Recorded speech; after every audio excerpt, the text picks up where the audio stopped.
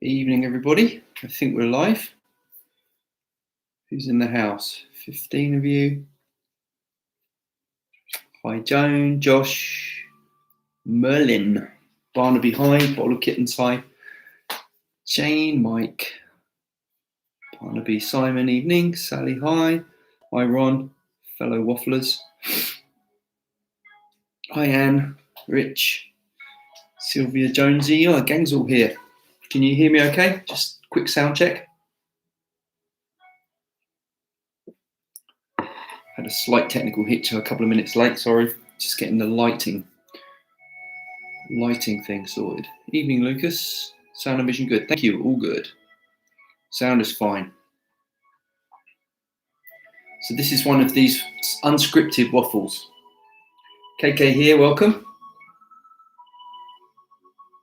Completely unscripted waffle. I spent today, apart from going on a long walk along the coast, I spent most of this afternoon translating some of my Sifu's books. So I was exploring different Cantonese techniques for palm striking. So that was my geeky afternoon. Better now I've switched on the speaker. It always helps, Mike, if you can hear me. Yeah, the best. Sometimes they are. Sometimes when they're unscripted, they come out really well. And sometimes I think, oh, I should have prepared that a bit better. But so what we're going to do today, you guys don't let me down. Q&A. It can be on anything we've been covering in the classes, technical, or it can be just a complete waffle. And I'm open to whatever you wanted to talk about today. How long do you steep your pu'er tea for?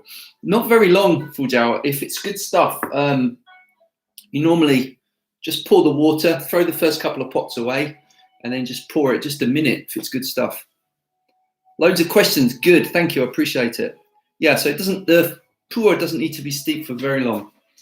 Once it starts getting weak, time for some more tea in there. We now need to know about Cantonese. No, I'm sorry, Lucas. There's nothing relevant whatsoever to your training. It was pure geekery. Some things I do is just for its own sake. Nothing irrelevant to you guys. Why was Tai Chi created? Was it for fighting or not? Good. More on force impulse. Okay. Hello, Dave. Oh, hi, Sean. Pu'er is already fermented after all.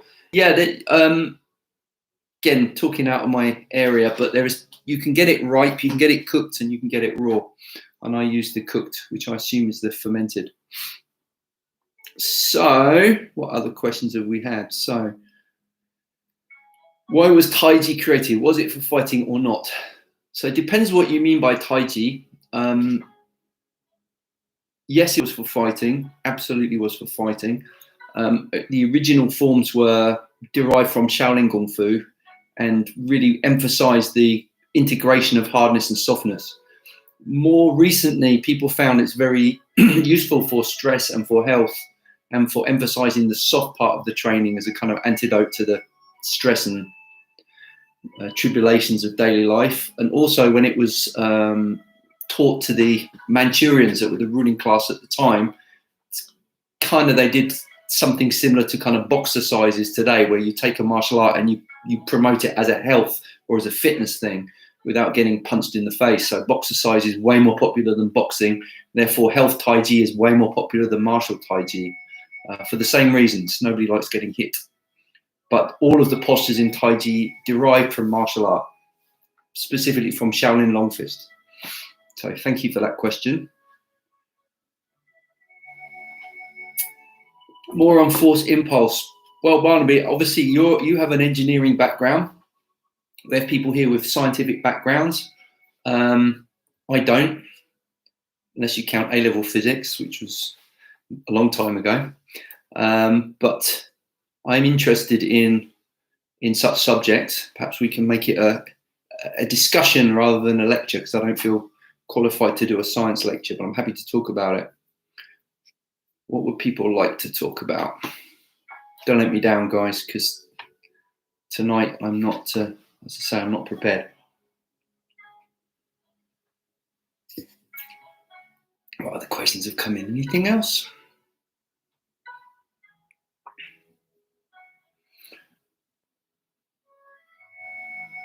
How would you define how it relates to motions in martial arts? Snap at the end of a strike, for example. Okay, sure, Barnaby. So there's a few things that I think is relevant to martial arts. Good. Here comes Lucas. He's more scientific than me. Force impulse in human physiology is, I think, more about efficiency than pure muscle power, hence the soft, attentive aspects of Tai Chi. So let's talk about that, because that's an interesting subject. In Tai Chi, they talk about Ging. In Cantonese, Ging. Mandarin is Jing, which is power, okay, as opposed to Lek, which is just force. So when we talk about force, okay, you can create a force, for example, lifting a weight. You get plenty of people can lift very heavy weights, can't punch as hard as a boxer. Why? Because they can't produce the Ging, which is more of an explosive type force. But also there's an interesting thing, which is a lot of the Tai Chi explosive forces are extremely short. So let's give an example of if you have a nail and a hammer as opposed to a baseball bat. And you can say, okay, a nail and a hammer can produce more force on a specific point, whereas a baseball bat is just a big shot like 𝐒𝐴𝐻𝐿, 𝐂𝐡𝐚𝐧𝐵, so on. So some people say the reason for that, the effectiveness of that lies in the fact that the strikes have to be directed to acupuncture points. So that's one theory. It's not particularly well supported in evidential ability of people to use that, but that's one theory of it, is that the force is directed to a very specific point. What happens though, in my experience, is that in the chaotic environment of a fight, it's very difficult to get that kind of precision. So what we tend to use is a kind of a combination where we develop a force, like a wave-like force, much the same way as, say, a baseball pitcher will use the whole body and then he'll end a snap of the wrist at the end. So when you see something like Bruce Lee's 1-inch punch, which is an extreme example of that snap, that kind of sudden snapping force, it's not terribly effective by itself, because after all, you miss by 1 inch, it's gone. Whereas added at the end of a strike, it can produce that extra few percent, that extra power. Why do I feel like I do Tai Chi moves better when I do them faster? But when you do Tai Chi, you appear to have strength, maybe akin to sticking, although it's slow move. Any tips on how to improve that?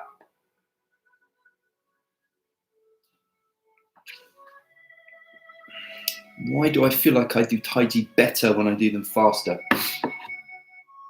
When you do Tai Chi, you appear to have strength, maybe akin to sticking, although a slow move. Any tips on how to improve that? What do you mean by better? Do you mean as in more coordinated? Because it's something like when you slow it down, any slight discrepancies in coordination become much more apparent. One of the reasons for practicing Tai Chi slowly is to force you to connect, because you can hide lots of mistakes by doing it faster.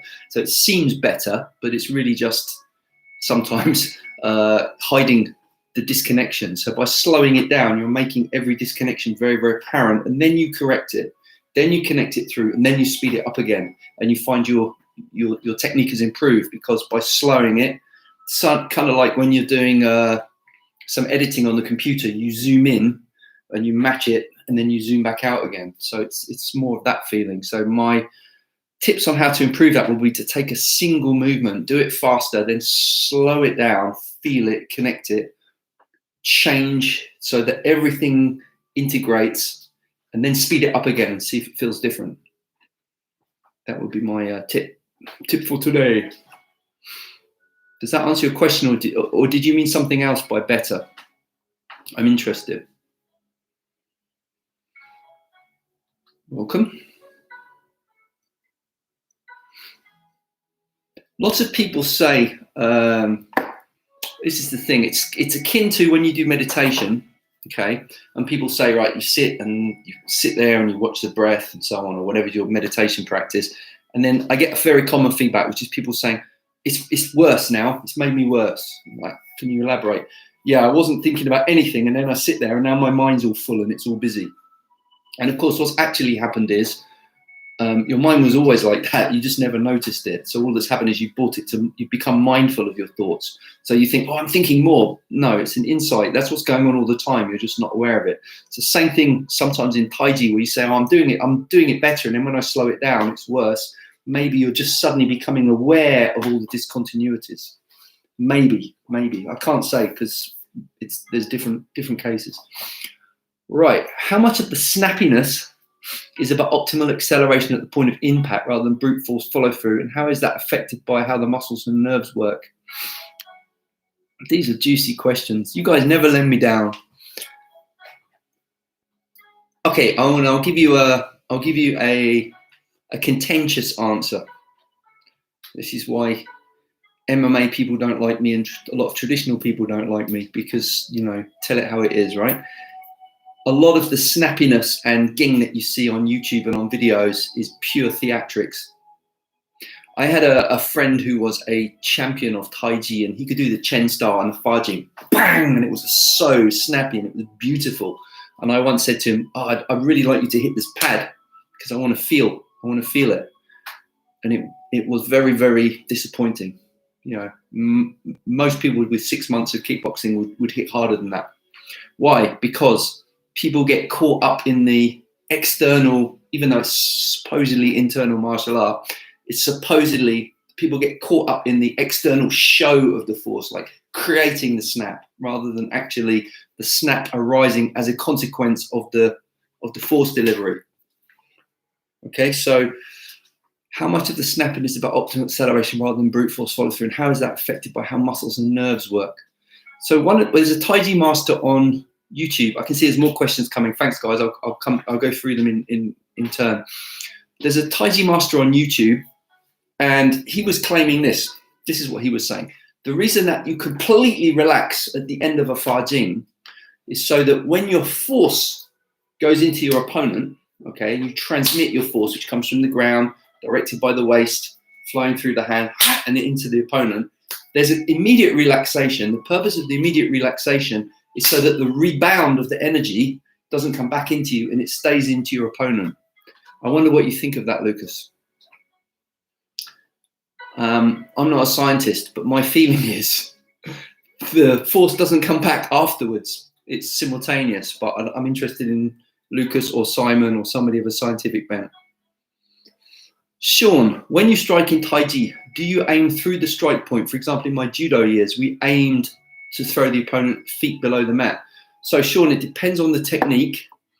And every kind of technique has an optimum penetration. So for a throw, it's obviously it's a longer release of force. So there's going to be much more of a follow through. And with the 𝐏𝐿𝐴, things like 𝐿𝐴, you know, you're hitting someone, but you're really thinking like burying them into the ground. So there's an extreme kind of follow through.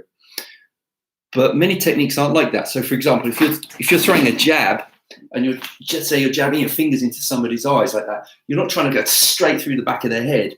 You know, you're just trying to create some flinch response or maybe an inch of penetration in order to set up another technique. Same thing with like a groin kick. You're not trying to swing all the way through. If you try to swing all the way through and the person moves back, you're very vulnerable and your leg can get caught. So what you have to understand is there's type of follow through which is for biomechanical reasons, and then there's also tactical, and there's always a trade-off.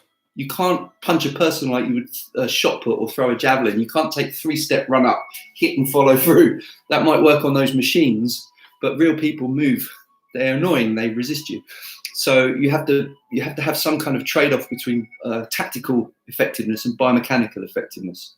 Hence all the different methods, and the different tactics are different for different people in terms of their strengths and weaknesses. Hence, people don't throw the techniques exactly the same. So I hope that answers your question, Sean. Jonesy, so in the context of martial arts, what's your opinion of using fixed weight machines as opposed to free weights? In the context of martial arts, there isn't. Forget it. Fixed weights machine, complete waste of time. Sorry.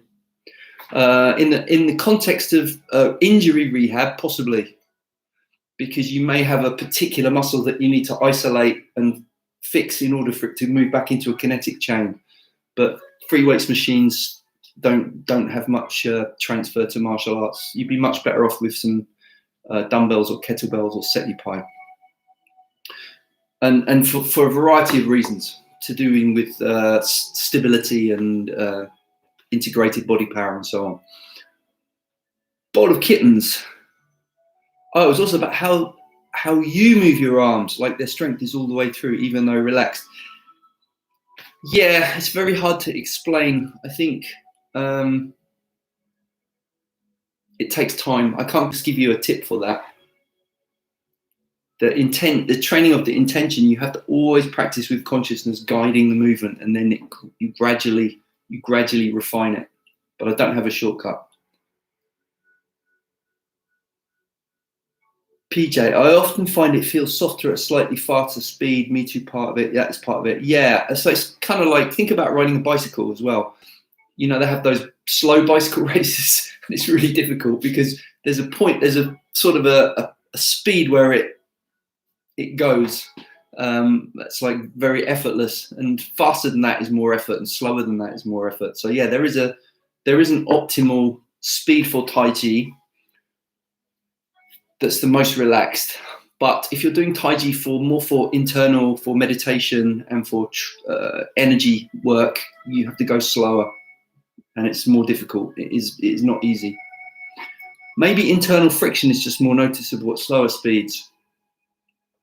Internal friction, maybe. Also though, Lucas, when you do a movement, for example, a push, you have some momentum. We're talking about momentum. Barnaby was asking about momentum. So if I do it at speed where the momentum comes through, if I slow it down, there's not any real momentum there. In fact, all I'm doing is, if I was completely to relax now, my hand would drop. Whereas a little bit faster, like when we use the light weights, it pulls your arm in that direction. So doing it very slowly, actually, from a biomechanical perspective, how should I put it? It's different muscles firing, which is why there's not so much transfer of extremely slow Tai Chi to fighting, except by, indirectly there is, but not directly. Force equals mass times acceleration. Okay, this is true. And one of the reasons for the snap at the end is attempting to accelerate, because what you're trying to do, I think, let's say, take an example of punching someone here. What knocks them out is the acceleration of their head. So the faster you can make their head move, the more effective the knockout is. It's a neurological shutdown. They used to have all these theories about how a knockout was caused, and they used to say, like, you hit that and it hits into the mastoid process on the other side and blah, blah, blah. But modern like functional MRI and all these high-speed cameras and stuff, they found that's not the case. Or it's simply the fact that if the head moves fast enough, the brain stays behind in the case, and then that's what causes a shutdown. So the snap is a way of imparting more acceleration to the head at the end of the punch. So that's why, same idea when you hit a ball. Some of these Wimbledon guys can serve a ball at 100 miles an hour, and you can get someone who's way stronger than those guys, as in weights machines or even bench press or that kind of thing, way stronger. They could no way hit the ball at 100 miles an hour. They don't have the acceleration. The most important factor for acceleration is, can you guess? Relaxing. It's the more you can relax, the more you can accelerate. Hence, Feng Song Gong and the Tai Chi is trying to train the most relaxation possible, so that when you suddenly fire, you've got a maximum change from soft to hard. As for the relaxation thing, it's simultaneous, equal, opposite. Yeah, that's what I thought, Lucas. I wasn't going to argue with the Tai Chi master about Tai Chi, but I suspect his physics was off. I think some of this, I'm not doubting that some of this stuff works. I think it doesn't work for the reasons that some people think it works. For Dao, it can make it harder for them to connect to your structure. True, absolutely. When we do push hands in Tai Chi, the whole game of push hands is how to connect to theirs without letting them connect to yours. So where they put a force, you have to be soft. But my point is that when you actually Fa Jing, for that split second that you Fa Jing, you're connected with them, they're connected with you. The two things have to be simultaneous. And for that split second, and the important thing is to, against tactical, only releasing energy when they are in a position where they can't take advantage of it. That's strategy. Physics says forces are equal opposite to two objects in contact. The force on the striking point is there. Relaxing might keep you transmitted back to your core. Interesting, Barnaby. The force on the striking point is there. Relaxing might keep it from being transmitted back to your core. You could be onto something. Thank you. I'm going to think about that. Awesome to have an engineer in the house. How about heavy weights, low reps as opposed to just lighter, higher reps? Do you concur with the commonly held Chinese opinion that big muscles go hand in hand with slowing you down, making you too stiff and ruining fine kung fu skills? Okay, these are good questions. What you need to do is understand the difference between strength training and bodybuilding. And strength training is always and has always been part of kung fu. No strength, no kung fu. So look at all the Shaolin stuff, picking up weights, carrying buckets of water upstairs, strength training. You must have strength. There's no way around that. All the basic forms in the Shaolin is all building strength first. Heavy weights, low reps is the best way to develop strength. Yeah.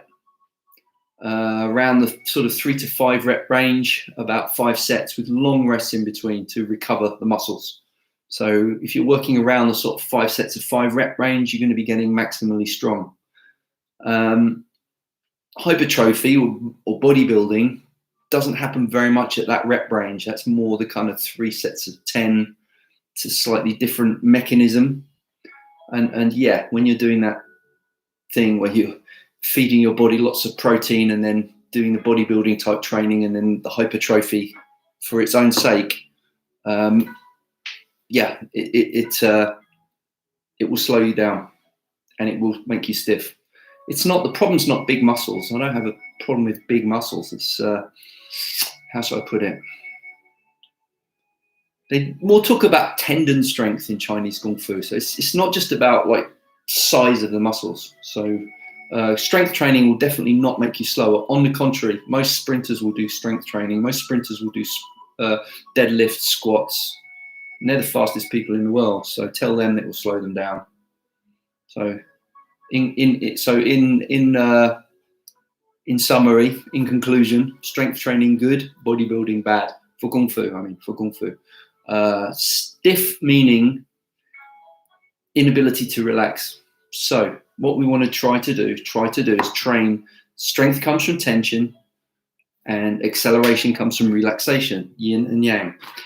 The more you can create one, the more you can create the other. So basically what you want to be able to do is splits like Van Damme and deadlift a house, as my friend Pavel says. That's a good balance. Practice, practice, practice, practice. Regarding intent when practiced, is it so you can act without intent in actual application, avoid the delay of conscious thought?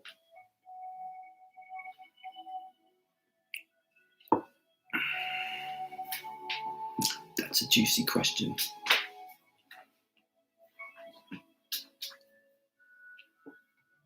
I'm thinking, give me a moment.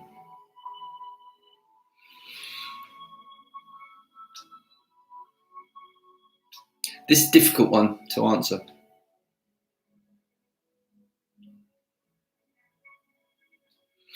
But it's an important question, so I know exactly what you're saying. So say, for example, a footballer kicks the ball into the goal, and they've done it so many thousands of times, and the coordination, the technique is perfect, boom, and it goes in. There is still, is there not, the intent of the goal? There is still the guiding thought that the goal is there. I think every movement has an intent, which is not quite the same thing as conscious thought. Although consciousness leads intent. This is a difficult one. I'm going to come back to that. We recently finished Cobra Kai on your recommendation. Awesome. And would like to know how the teachers managed to train their students at such high level in only a few weeks, yet we have studied 4 years. Because it's fiction.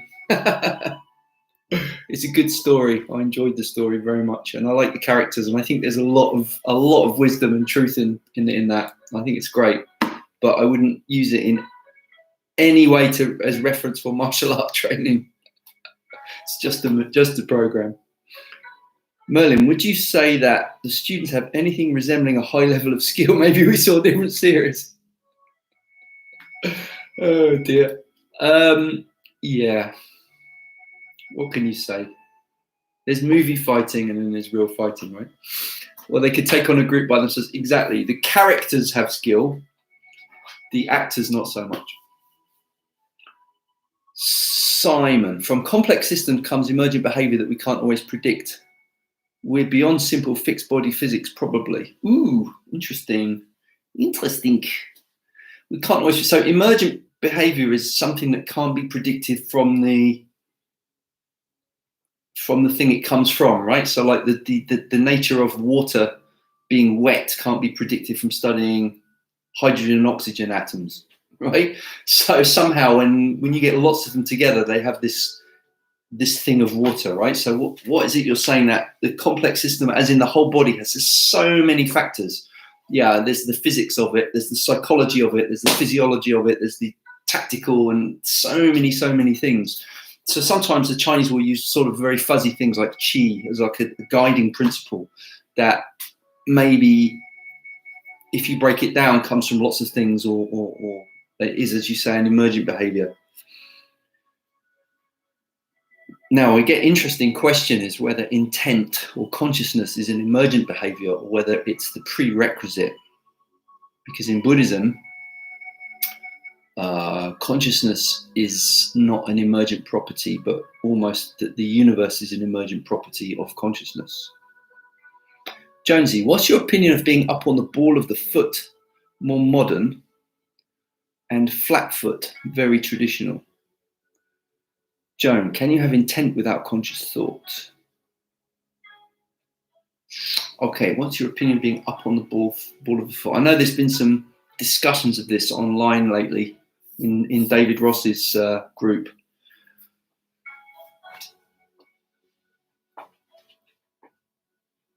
So the notion of flat-footed is stability. The notion of ball of the foot is mobility. And there's always, again, yin and yang, always a trade-off, mobility versus stability.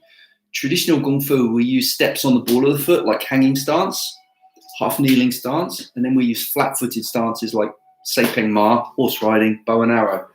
And so the key is using the right thing at the right time. I wouldn't make too big of a deal of it, because even when you see supposedly flat-footed people, like wrestlers shooting, you still have to push through the ball of the foot. It's just the way the foot is. And deliberately going on the heels and flattening down, in my opinion, is a mistake. Yeah, thought I'd inject a giggle, good one. It was funny.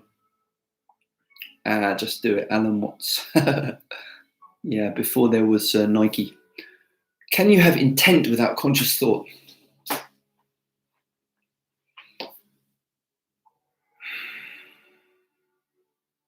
What do we mean by conscious thought? So, for example, let me think. So a very basic kind of intent, we're talking about a goal, but it might even be, say you touch something hot and you move your hand away. That hasn't kind of processed the brain as an intention in the conscious sense, but there's still an intention to take the hand off the heat, right? So what do we mean by intention here? Usually when we do Tai Chi, we're producing a feeling, an intention in order to lead the energy, connect the power. That kind of intent, I don't think you can have that without consciousness. Whereas I think what Lucas was asking is, when we train that a lot, does it then come out faster than conscious thought? Okay. Lucas, it's consciousness, not conscious thought. So there's a note I know in most kind of modern psychology and so on, they say you can't have consciousness without an object of consciousness. So there has to be conscious of something. Again, Buddhists have a different opinion about that. You can have pure consciousness that's not aware of any object. And the kind of thing you're talking about, spontaneous action, is a kind of non-dual, where there's no subject object. I still think there's consciousness. Where are we going? What about the unconscious parts? It's all consciousness, or is it? What about the unconscious part? Are they still there?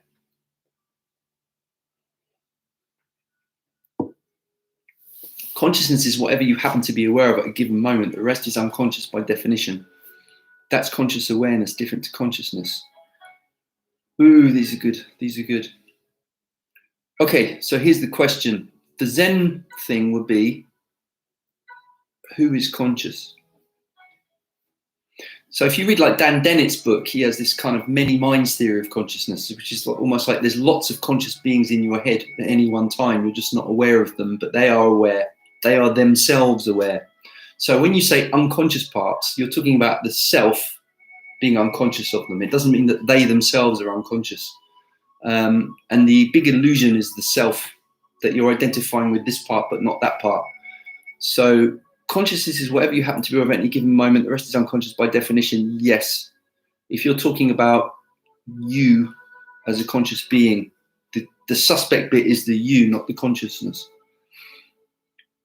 I'm a long way from that. Meditative awareness without thought. I'm a long way from that yet.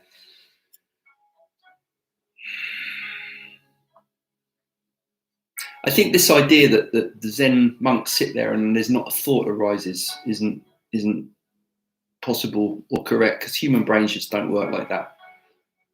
I think it's more a lack of identification as to say, right, this is me thinking. Simply thoughts arise, thoughts disappear. So things that you are personally unconscious of may still be conscious from their own perspective.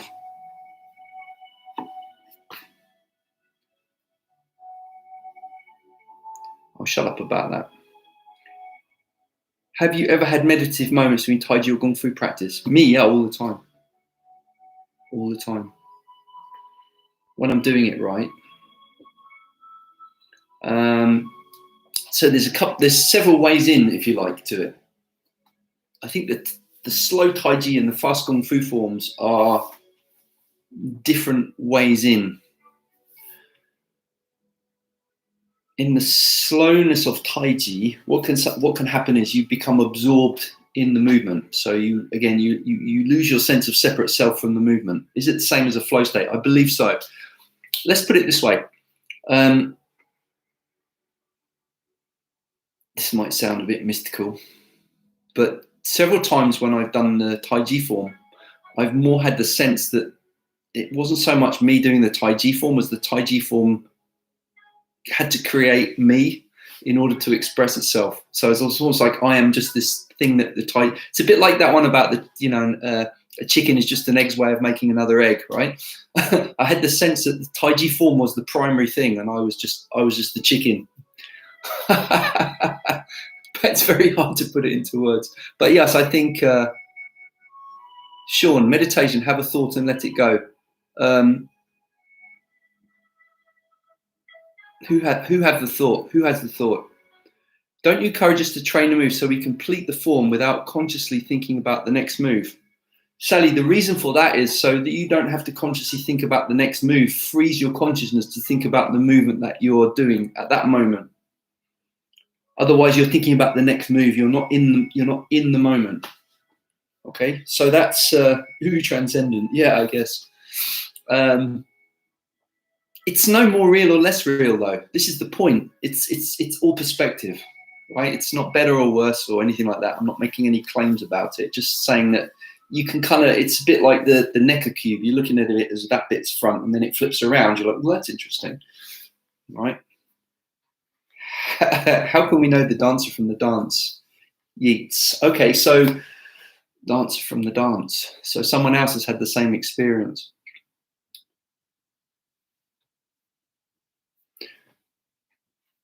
The kind of people are very much on the idea that what you see is an illusion and so on, and then some of the meditators say no, the illusion is not what you see but who it is that's seeing it.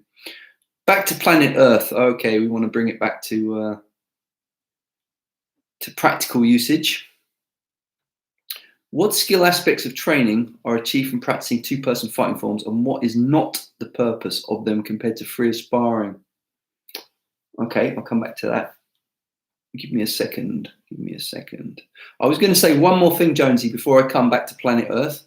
That I was saying there were two methods to this kind of mindfulness. One is by doing slowly.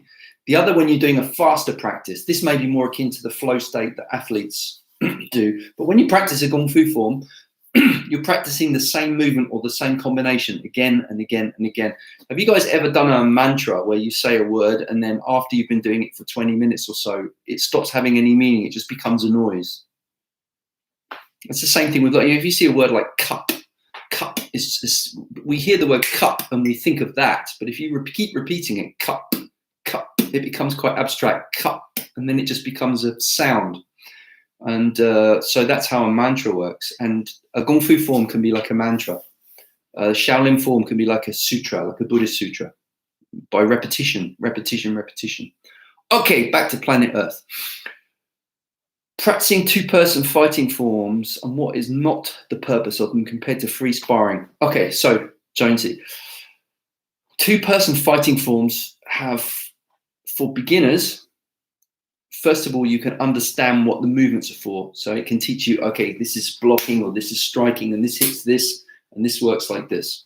So that would be one aspect of it. The second thing it can do is condition you for contact, stop you flinching, make you brave, get you used to some kind of physical contact, and to some degree teach you the correct distance and range and footwork for your technique. And it also enables you to go hard, because when you're free sparring, you don't want to knock your partner out. So they will be the benefits of it. The main usage of two-person fighting forms are for performance. For when you're doing a demonstration or exhibition, you do two-man forms because they look cool. What is not the purpose of them? Well, the purpose, the problem with them is that you're always giving your opponent an out. You're not finishing him off. Otherwise, the form would only take, like a real fight, would only take a few movements, right? Rather than doing 20, 30, 40 moves. But you can do two-man forms in a way that's cooperative in order to give you practice. Just like I was giving the example of a 100-mile-an-hour Wimbledon serve, right? So let's say you've got a 100-mile-an-hour Wimbledon serve and none of your training partners can return it. You're just so quick. Well, what would be the point of you coming to practice and just serving 100-mile-an-hour serves and no one ever serves anything back? And you go away thinking, yeah, I'm the business. And then you go into a competition and you find someone can return the shot because they're also very fast. And guess what? The shot's coming back and you've never practiced returning that shot because you've never had to. So by slowing your serve down and letting your partner return it will enable you to then practice a variety of different responses and ingrain them, where if it was a real fight, your partner wouldn't have a chance. So as long as you understand the difference, two-man sets can be useful. I'm not against them, and they look cool and they're fun, and they're also ways of passing down fighting strategies and principles. But do not mistake them for fighting. They are not fighting. They're missing a very, very important thing, which can only come from free sparring. Okay, that was Yeats. Yeah, great poem. Did a wicked rumba. Interesting. I'll check it out. I keep chanting Cobra Kai, never die. Not as a mantra, but the hymn with the chorus glory does that. You see, some of these hymns and the chords and the feeling that they evoke is very, very kind of transcendent, right? Two-person forms, how to avoid learning the wrong thing, as Jonesy suggests, i.e. learning the form so you know what comes next instead of responding usefully to an incoming move or opportunity. How to avoid learning the wrong thing.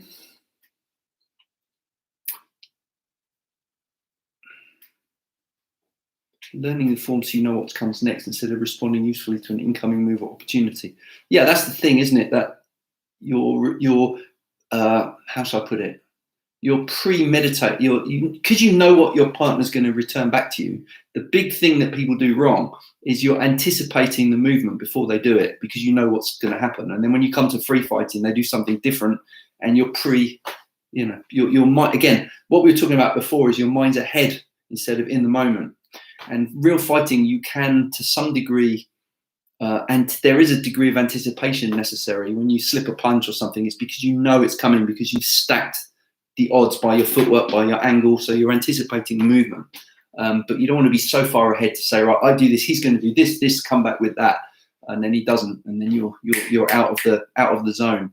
So the most important thing, how do you avoid the problem, is breaking it into small chunks and practice them, mixing them up, randomizing them. And of course, the problem with doing that is you can't go full power because head trauma is not fun. Okay, learning the form. We sing glory, glory, glory, glory. So yes, it's the same. It's the same. It just becomes a sound. Easier to learn the moves than the principles. Well, the moves kind of point back to the principles. So, like you've said, play fighting is great. I'm a big fan of play fighting. This is one thing I'm not exactly the same as my Sifu. My Sifu is much more hardcore. Problem with hardcore is you get injured. And if you're very good and you're lucky, you get good before you get injured. But the other way around, don't try to be like Sherlock. Elementary. So we're kind of all over the place tonight, but it's good. This is fun. Give it 5 more minutes. Any other questions? And then maybe something for me to prepare for next week. Send me or message me or something. I can go into a bit more detail and prepare and maybe do a blog post. So anything you guys would like to see as a blog post for next week. Happy to go over whatever. Yeah, so, I mean, yeah, Jonesy said about back to planet Earth, etc. The problem with, well, this is okay because it's just a waffle, so I'm not claiming anything else. But the problem with going too deep into the stuff is it can become very, very divorced from reality. And the Zen usual response to people going off too much in fantasy is to give you a slap. And sparring will do that to you. It will bring you into the present moment like nothing else. So I guess we're done. No more questions or comments coming through, which is fine. I've been waffling on for 42 minutes. So I will leave it there then. And again, please send me some questions or suggestions for a blog post, something you want a bit more of a deep dive into, and I'm happy to go over that. But as for tonight, I guess that's our thanks, Mike. Tasty waffle, thank you. Paraphrase, everyone has a theory till they get punched in the face. Yes, I believe that was Tyson that said that. There was a general that said something like no strategy lasts past first contact with the enemy or something like that. Excellent waffle. Oh, thank you.